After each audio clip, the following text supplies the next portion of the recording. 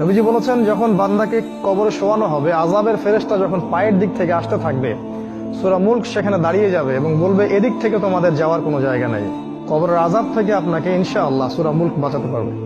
আজকে আমরা ইশা সালাতে যে সূরাটা পড়েছি, প্রথম রাকাতে এই সূরার কথা বলছি, তাবারাকাল্লাযী বিয়াদিহিল মুলক ওয়া হুয়া আলা কুল্লি শাইইন কাদির।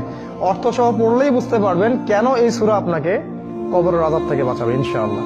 এরপরে পড়বেন সূরা ফালাক, নাস, ইখলাস।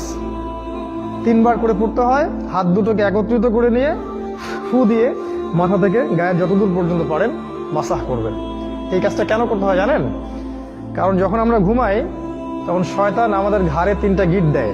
হাদিসে আছে না? প্রথম গিট দিয়ে বলে যে ঘুমাও, তোমার সামনে লম্বা রাত। আবার দেয়, ঘুমাও, তোমার সামনে লম্বা রাত।